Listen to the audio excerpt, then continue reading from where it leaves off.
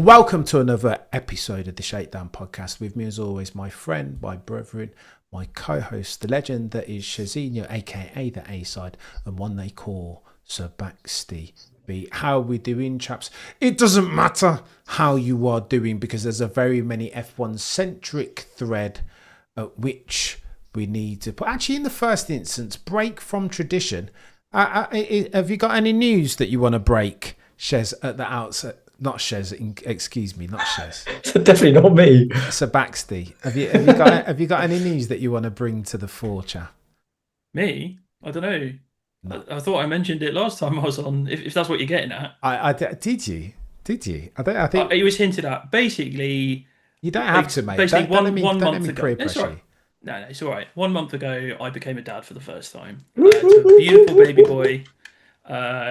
He's just the most amazing little thing that you could possibly imagine, and life has changed for the better. So I'm very happy.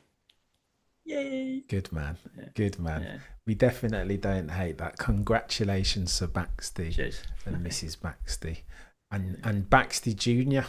But that being said, there are very many F1 centric threads at which we need to put. In the first instance, Shez, Baxty, chime in on this papaya coloured rule fiasco. Do you think, Shez, that you can make an argument with a straight face now on the back of Singapore, the cheeky love tack, Zak Brown saying that was hard but it was fair racing? Can you make a case that McLaren are not favouring the one that they call Lando Norris? I don't know who calls him Norris. I do. Not me. I definitely do. And he's worthy of the moniker. How very dare you? You can't call him moniker either. That's just not nice.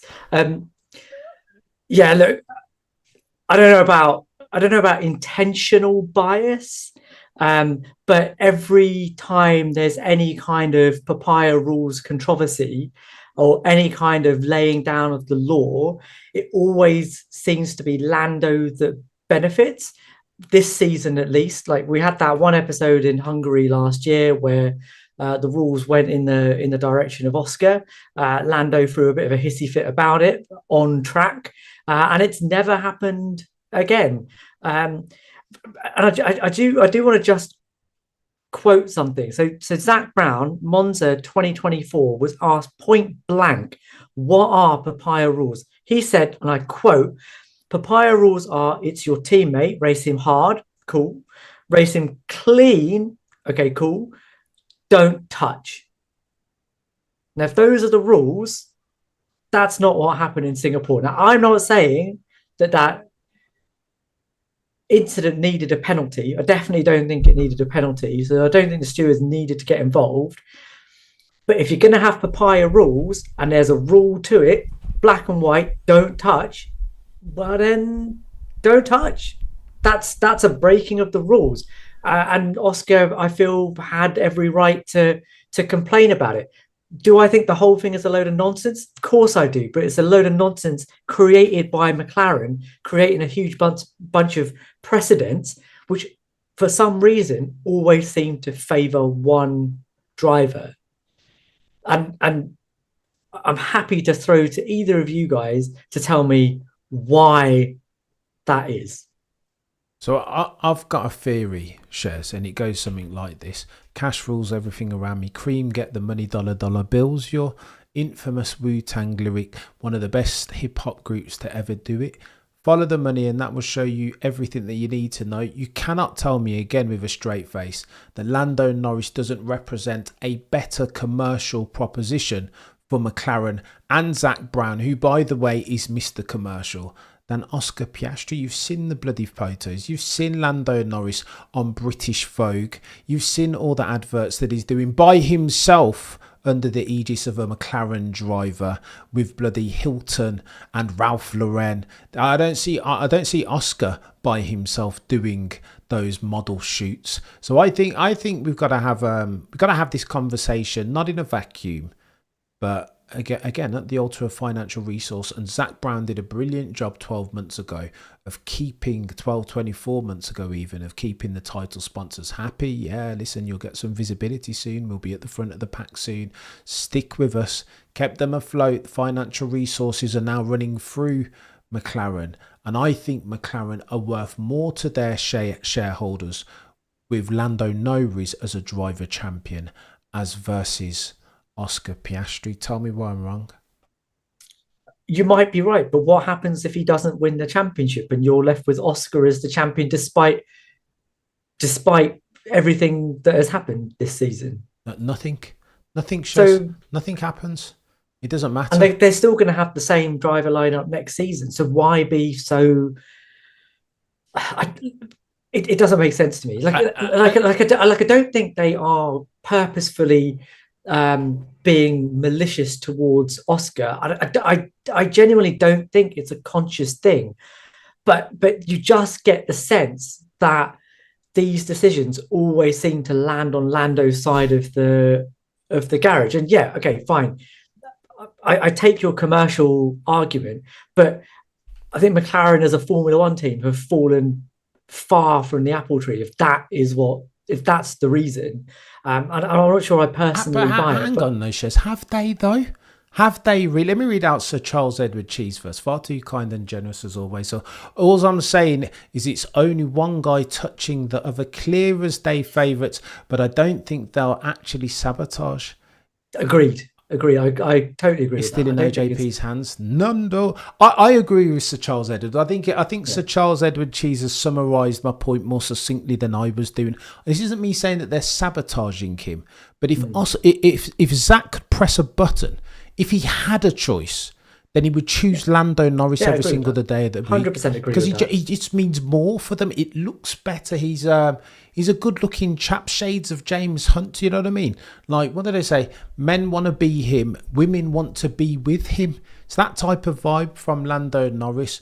To that, Sir Baxter, you say what, sir? Oh, I don't. People are going to say nationality about this. I don't actually think nationality's got anything to do with it. I think it's more Lando is the McLaren boy who came through the driver academy. They've sponsored him for years. You know, to a lesser extent, it's kind of a Lewis Fernando situation where Lewis was the McLaren boy who'd come through the system, done good. Obviously, slightly different because Lewis was doing it in his first season. But, you know, the one thing I would say against that is let's not forget McLaren literally went to arbitration in a courtroom with Alpine to get their hands on Oscar Piastri because they were that keen and they could see the potential that was there. Look, the first lap incident was the first lap incident. It's a classic lap one incident. You know, Lando's trying to put one on his teammate, on his chief rival. He's hit the back of Max and then ended up tapping Oscar out the way, essentially. It's a clumsy move, the sort of clumsy move we've become accustomed to with Lando, unfortunately. But ultimately it was a racing incident. That's all it was.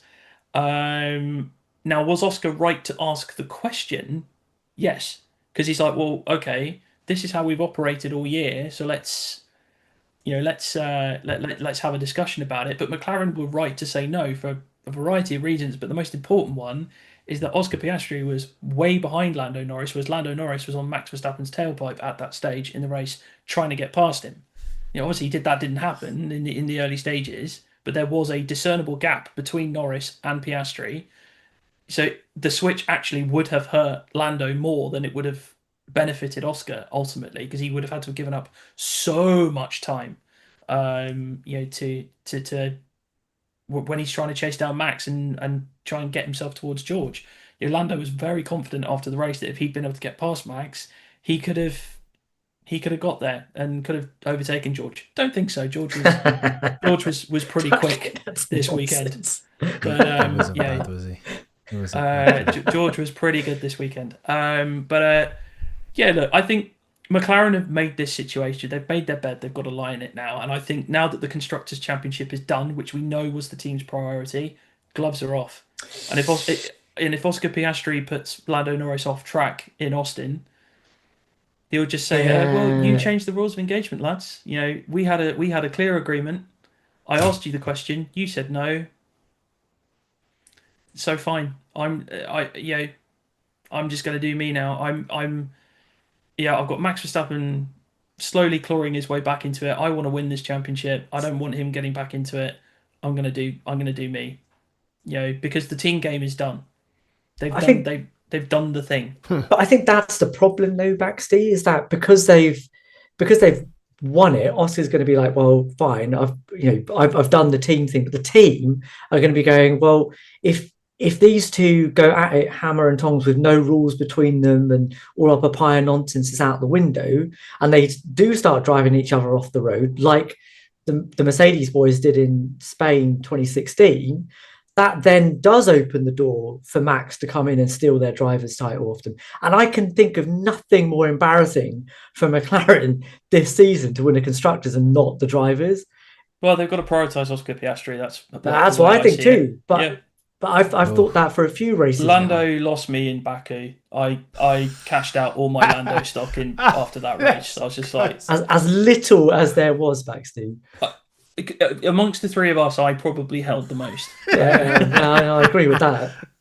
Oh dear. I don't think that's saying much though. No, but to that point, Baxter, it's go on. Let's have an honest chat about Lando Norris because he leaves me frustrated. I mean, I've not ranted. Easy G, cover your ears, mate, because I've not ranted about anyone more than Lando, but he leaves me bloody frustrated, chaps. Because on Sunday at Singapore, he's like he puts in this drive where he all of a sudden he's become like.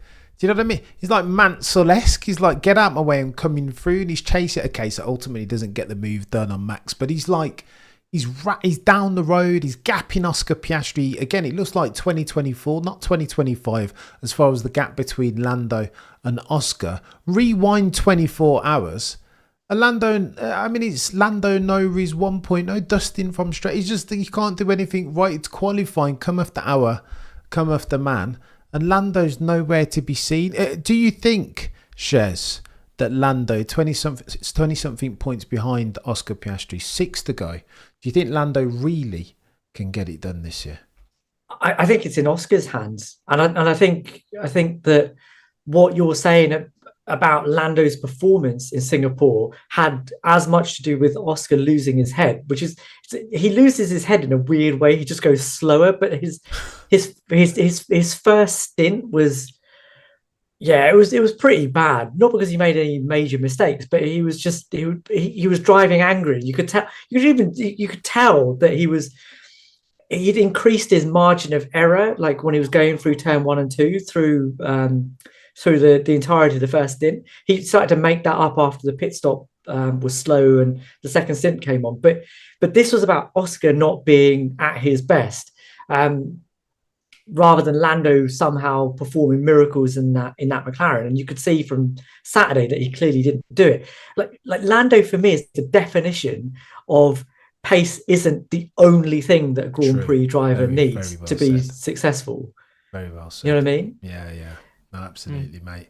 He's the proof positive of that. Visual, you're a legend, by the way. He says Lando's got more loyalty points. Covert bias. B. Menden says that's Oscar. What I'm saying, because he's been there since 2019. Yeah. I think he will be there. It's hard to unwind for that, isn't 2018, he was there junior driver in F2 as well. He's been there a while. He's been there a long time. Lando's the guy. So John says maybe Lando needs a midriff racing suit. That's a John. Chaos, fella. Go on then, the chaps. Let's tangent. Let's segue very nice and neatly onto George Russell, because I gave George Russell a lot of props. I thought that the lap was incredible. He was incredible as near as makes no difference all race weekend. And then I listened to the James Allen on F1 podcast and the guys at the race, Shez. Did you hear Ed Straw talking about George? He was like, yeah, well, it was a good drive. He did well. But that W16 Mercedes was rapid. He almost started to like minimalise for the performance. Go on, talk to that, Shez. Is he onto something here, or is it George Russell disrespect as per usual? I don't think he does it as per usual. They're pretty big on George over at the race, aren't they? But I thought his weekend was made by that lap on Saturday, because it forced Red Bull to go a bit radical with their tyre choice in the first stint, because I think Max being on the soft tyres like screwed it up for Max. If he'd been able to get past Max, if Max had been able to get past George off the line using that soft tire advantage, I think the race would have panned out differently. But the fact that he didn't make that payoff just meant that he was slow throughout the first stint and acted as a block for Lando and Oscar behind him. And it let George just speed off into the distance. But George wouldn't have had that advantage, that leeway, if he hadn't put in that lap on Saturday. And it was an unbelievably good lap. Yes, they have moved the car a little bit, but that is very George Russell. For me, anyway, that George is a thinking man's driver. He has taken the mantle of being the Mercedes leader, and he has now started to get that car to move further towards what he wants, rather than what Lewis had perhaps wanted last season. And what was really interesting to listen to, especially from a driver that had crashed out in FP2, was how he had looked at what Kimi Antonelli was doing, noticed that he was doing things that made him faster, especially in sector 1, and was like, yeah, okay, I can probably do that. Did it, got that lap, and then did what he did in the race. I think this was vintage George Russell, showing everything that is going to make him a champion once he gets a consistent car. Backsteep, to that you say what, sir?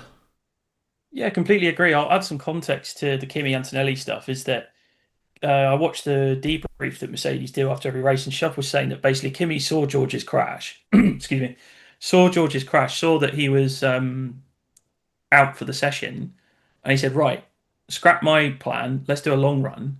And they were able to get all the data from Kimi's long run and go, actually, we can go more aggressive with our setup here, which then allowed them to give George the window to get that pole position on the Saturday, and it gave them the data to know what they could do on Sunday with their long run pace. So Kimi actually, for all the criticism he's had this season, justified as well, played an absolute blinder for the team and for George there.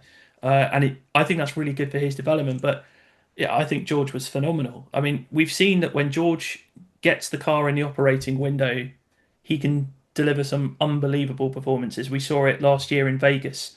Yeah, the way he just absolutely blitzed the entire field in that race. Incredible. And for me, George has been the second best driver this year.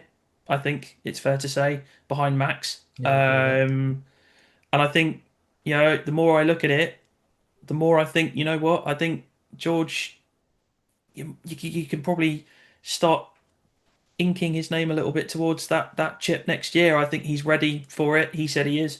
I mean, you always take drivers with a pinch of salt, but I agree with him. I think he's ready for it. I think if Mercedes give him a car and a contract, obviously that's kind of the other important bit, I think he's ready for that championship, and he's ready to be the heir to the Hamilton throne that Mercedes thought he was. Well, he's already taken the photos of himself sat on track, just like Sir Lewis did. It's great. I love that. Did you like it? Hamilton fans will tell you it's a stalker. Go on, explain to me why, gents. Look, George has always been a Lewis fan, right? Like he's played on that, like, from day dot. He was the one that publishes that evergreen picture of him as a little kid lining up to get his autograph from Lewis. And for me, that performance this weekend, especially that lap on Saturday, was reminiscent of what Lewis did in 2018. Like, it was not exactly the same, but there were shades of it. And from somebody that is a self-confessed Lewis Hamilton superfan, if you had the opportunity to recreate what your hero did, and you've been that close to doing it, mate, go for it. And for me, it was endearing. I really liked it. And also, he was there in 2018 when it happened. Yeah, he was in the garage, wasn't he? He was there. Like, he saw it happen in front of him. And it wasn't just Lewis he was honouring as well. He did some nice little tributes to Seb, with holding the steering wheel and the way he kissed the trophy on the podium. Yeah, exactly. It's George is he's a smart guy. He's a very, very smart guy, and he's rapidly fast as well. I still think he's in the conversation for quickest over one lap. because he's been doing that all year. Uh, there's a reason why Mercedes were happy to pair him against Lewis because they thought he would challenge Lewis, and he did, beat him twice. Very impressively. And he is the next cab off the rank for Mercedes. You think of the drivers they've had, and Lewis and Nico. I think George fits into that conversation very nicely. And if they give him a car next year, which even Max Verstappen is saying they probably will be the favourites next year. I think it's his time. I think it's coming. Go on, there's a couple of things that I want to pull out here. So John says Lando's far too sexy for this argument in the first instance. Visual says, George used Lewis's data last year in Canada to get pole. That's why he can go against anyone, because he uses their strengths against them. Yeah, well, I know. That's what he said. I love that. That's what you're supposed to do to a certain extent. Yeah. However, let me say this about that. This is me being finicky and a bit anal as far as the way I like my sports athletes to be. I don't like seeing people in football do the Cristiano Ronaldo celebration, and therefore I don't like seeing George. Again, I get the angle that he's paying a homage, but surely if you are the next one, if past his prologue, plough your own furrow then.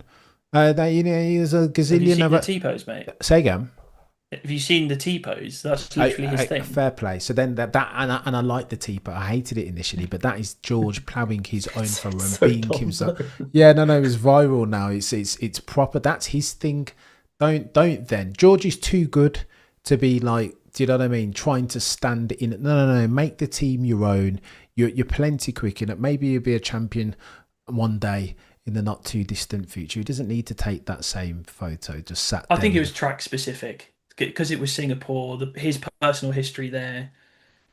Fair, because he's made a load of mistakes. Missing out on that. Fair. Come on, and he crashed out in 23. Yeah, fair. Went for the wrong gap. Yeah, fair. I mean, every single time that he's been to Singapore since he's yeeted him, and he yeeted it into the barrier in free practice, didn't he? But nevertheless, it was a good lap. So I went on record post Singapore and said that was ridiculously good from George Russell. But then, Shez, you've heard, per the original question, right?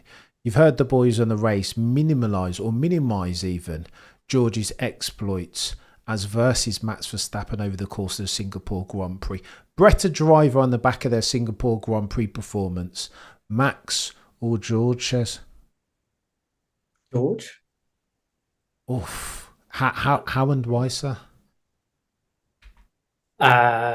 I think their cars were equal enough in performance for us to compare them.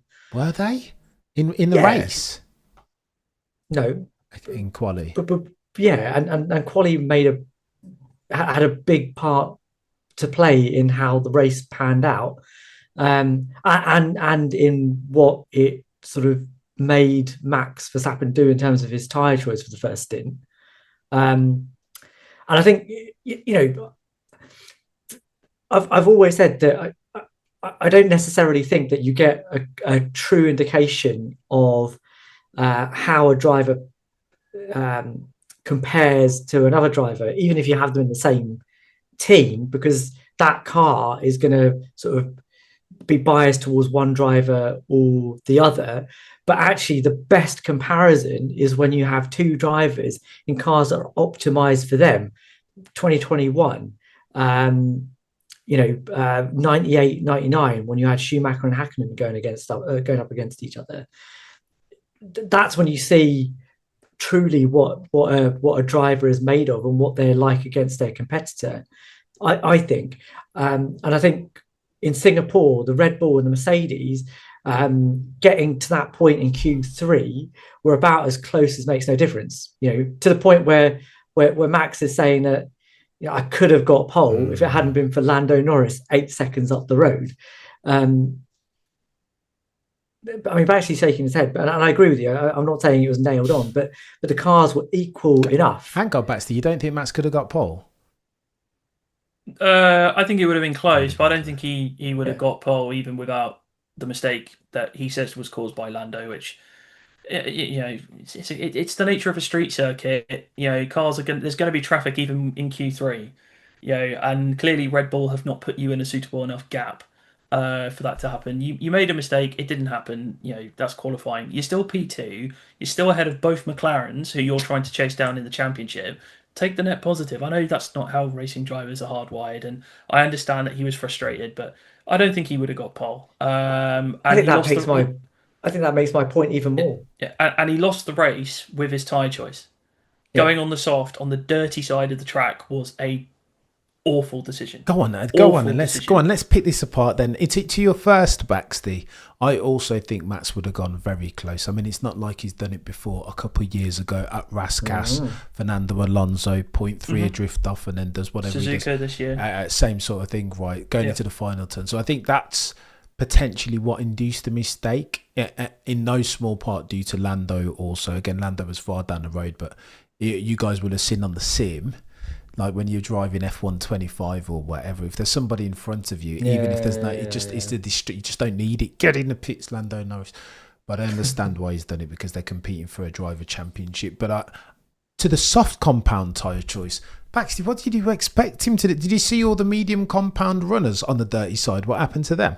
Antonelli and Lewis, they all got swallowed back into the pack. They did. They got swallowed into the pack on a track where you need 1.5 seconds as your delta to make and stick an overtaking manoeuvre. So what did you expect him to do? What was the move then, Baxter, if not the soft compound tyre around Singapore? He was banking on having more grip, but the problem is that it was a scrubbed set of soft tyres. It wasn't a new set. True.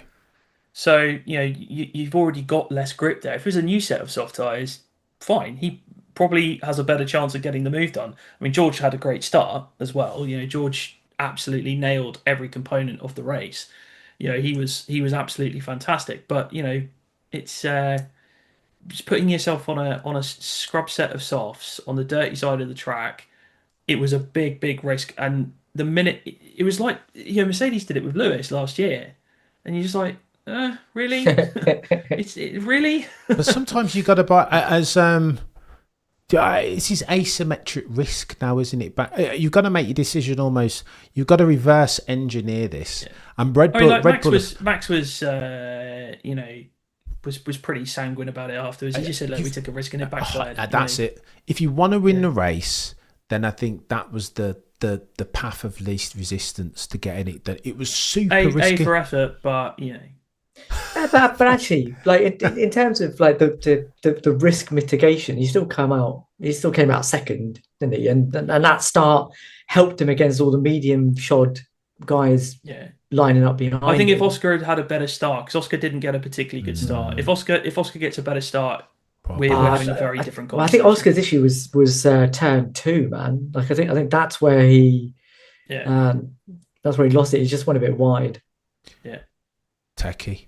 And techie things. Visual says always. Max was a 10th behind turn 40. It was close. I read 0.8 visual, but close nevertheless. He would have to do something brilliant, but it's not unlike Max to pull something out the fire. Go on then, chap. Says he round third.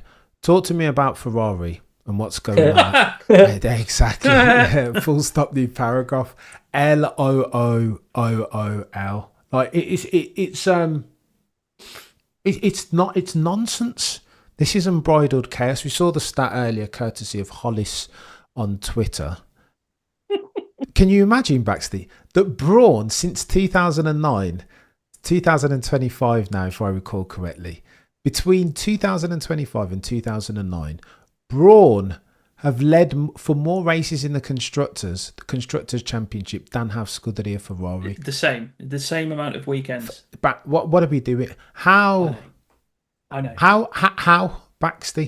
How? Because Ferrari have a culture of failure. Let's be honest here. That's what it is. They in that time they had 2010 go against them. Okay, look, Red Bull had a very good car and they screwed it up in the last race. 2012 was always an uphill struggle and they just came up short. Okay, fair enough. But then after that, you've had 2017 and 2018 where you're going up against the Lewis and Mercedes juggernaut. They had cars capable of challenging, and yet they found ways to lose. And it's just like, come on now. And you've got John Elkann coming out and saying, this is a personal matter, we're going to win, we need to win. It's like, you've been there since 2018. What are you doing?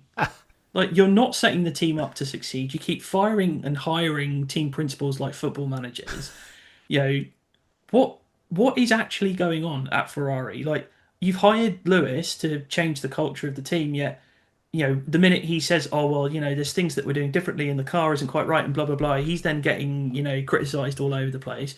Charles Leclerc does the same, and all of a sudden, engineers are really angry at Charles because he dared to criticise the car. Well, your car is crap. You were 14 points off winning a Constructors' Championship last year. Realistically, if Sergio Perez doesn't hit Carlos Sainz, you win that Constructors' Championship. And this year, you're what, P4, P3? It's disgraceful. Utterly disgraceful. And, Charles, for the most part, has covered a lot of the blemishes by getting 5 podiums. Lewis got the sprint win, great. Okay, their season was ruined in China with a double DQ. And they've now got this lift and coast tractor, that just doesn't do anything. The one time we saw Lewis actually show some pace when they were like, okay, Lewis, no lift and coast, stick the soft tyres on, off you go, mate. He was flying along, and then his brakes blew up. Then his brakes blew up. But that's an occupational hazard of Singapore, unfortunately. But it's just there is that team is rotten to the core, because it's just a inherent culture of failure. And there is, for me, what they need to do is John Elkann just needs to leave that team alone. Say to Fred Vasseur, right, you just do what you need to do. I'll write the checks. Nothing more. Do what happened with Jean Todt.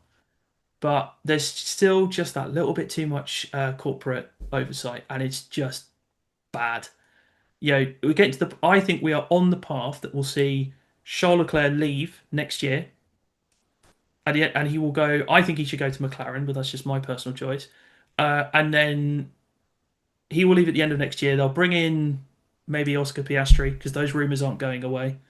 And then Lewis will retire at the end of 2027 without the chip that he wants, the 8th chip. It won't happen. It's not happening at Ferrari. I'm sorry. And they'll bring in somebody like Behrman or Bortoletto, and nothing will have changed. Lewis will be trying desperately, because he's looking, look, we need, Chez's favourite thing, process. And Lewis is trying to fix that, but resistant to change. Like, it's almost like, no, but this is the Ferrari way of doing things. It's like, you haven't won anything since 2008. Change your systems. Fix your fudging car. Yeah. Chez, speak very briefly to this rumour about OJP. Would he be making a mistake? Notwithstanding all of the chaos that's going on at McLaren, all of the perceived favouritism or otherwise, would it be a mistake for Mark Webber to cancel his charge, to take a leap of faith and go over to the team with the red car and the yellow badge and the black prancing course atop? It depends what Mark Webber prioritises. Does he prioritise a race-winning car and culture, or does he prioritise having, I don't know, strategy priority in a race? I mean, for me, it's a no-brainer. If it was a different team that was coming calling, it wasn't Ferrari, I'd say, yeah, consider it. But the way Ferrari are at the moment, without showing any evidence that the top brass, as Baxley said, can take their hands off the wheel, or maybe take the training wheels off the team principal, it's a fun place to go and retire, I think, but it's not a place to go if you are serious about winning races and multiple world championships. And for what it's worth, I think McLaren have a really good chance in 2026 of being the best car on the grid. So no, I don't think it's a good idea to leave. Oh, the humanity, Shez. Oh, the humanity. I want to disagree with you badly, mate, but you leave me with no angle, no wiggle room. I think you've nailed it, chap. Although Oscar Piastri at Ferrari, Charles Leclerc at McLaren. Oh, the mate. And then get thrown a cheeky Max and George pairing at Mercedes. Oh, the humanity. Yeah, it'd be great fun. But it doesn't help Oscar. There was actually a picture-perfect example of the problem with Ferrari this weekend. You had Fred Vasseur come out and do his usual spiel saying, "Oh well, we just didn't execute in qualifying, or we didn't execute in the race." It's like you've been doing that all season, Fred. Just shut up. It's almost like enforced positivity that he has to have. That there's like, oh no, you can't talk negatively about Ferrari. Talk negatively about Ferrari. Williams had their double DQ in quali, right? James Vowles came out and said, "You know what? We got it wrong." Yeah. Held his hands up and was like, "We did a bad job, and we're going to fix it." And that's what needs to happen at Ferrari, to say, "You know what? We've not been good enough this year. We're going to go and try and do everything we can to fix it for 2026." And when you see John Elkin and Vinya going in and stuff, that's what worries me, that they're already raising the white flag for 26. That is terrifying. But that is the difference, right, between a team principal that has the full backing of the management team that own Williams versus a team principal that is trying to paint a good spin on everything because he's worried that the guys above him are about to fire him. They gave him a new contract earlier. For what? I know, for 1 year. I know, but did they only give him 1 year? That's insane. Yeah. That I didn't realise that. I don't think they didn't want to give him a contract, really. Let's be honest, but there was no other available options. Else. Exactly. That's the problem. Horner was out there doing whatever he was doing, and then you got bloody Wheatley's just signed. So there were no other good stewards from which they could select, and that's the issue. I think they dragged their feet, not dissimilar to George, but different to George. But they dragged their feet so long. It was like, tell me that you don't want to sign Frederick Vasseur without telling me that you don't want to sign him. And I just think. I don't think any other team principal outside of Alpine has that issue. Like even Mattia Binotto, Sauber come Audi, has negotiated a way that the top Audi brass just go, right, we'll take our hands off. Yeah. But Ferrari can't do that. Yeah. No, it's false. Look at Red Bull, right? Like, they are now a corporate team, but Horner was allowed to do what he wanted for 20 years. And now he's gone. But he was allowed to do what he wanted, and that's it. But it looks like Laurent Mekies is being allowed to do what he wants as well. I don't think so, Shez. No, absolutely not. No, Laurent Mekies. The Ferrari is literally like, we don't talk about lift and coast. Like, it's just... Yeah, it's some kind of 1984 thing that they're just very Orwellian, and I don't know, there is something going on at Ferrari, and it's always been that way, right? It's all about false seaming, the duck on the water that's meant to look nice and pretty and sexy with all the legs kicking frantically, desperately trying to stay afloat beneath the surface. But to that point, chat, you just said something, Shez, and I've lost my bloody train of thought. Oh, the Laurent Mekies thing. Oh, mate, behave yourself, chap. Did you not see Jos Verstappen in the garage? Did you hear them talking about this? I know, because you were there in person. They made a big point about this, that Jos was in the garage, whereas normally he's a guest of Max Verstappen. There are things going on there. I think, when you're a brand new boss, Shez, and you're just like, well...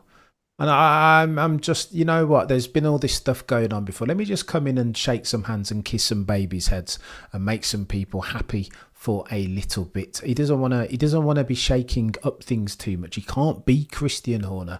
If Jos Verstappen wants a pass to Max Verstappen in the garage proper and all the VIP access, then I'll give him that for an easy life, because he doesn't have length of service, the length of service requisite to yet, but as at the time of writing, it doesn't have the length of service to face down Max Verstappen when Max is 1 foot out the door already if they don't build a proper car next year, mate. Yeah. No chance. You've got to behave yourself, mate. It's no, Lauren does what he's told.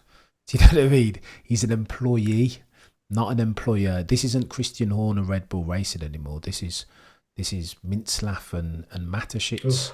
This is their show again. Chaos. Gents, good episode as usual. Good episode. I've enjoyed that, man. Listen, we might need to do this more often if your schedules so allow, dear sirs. If you enjoy yourself some Sir Baxterby, there are 2 places at which you can catch his god tier level of F1 insight. In the first instance, Baxterby F1, and in the second instance, Shifting Happens, both of which are on the YouTubes for Chezinho, aka the A-side. You can catch him on Thai GP with his cousin, whose name currently evades me, between you guys are Amar, I love you to bits, mate. Seriously, you're a legend. You guys have been legends. Thank you so much. Sir Charles Edward Cheese, Sir John Perry, Visual, B. Mendon. I appreciate you guys to the moon and back for This Is F1 Discourse. The channel would be nothing it drives to survive by dint of each of every single one of you being available and sense checking me on my very B-spec noddy, unique, peculiar brand of F1 between now and next time. As always, remember to look but never stare.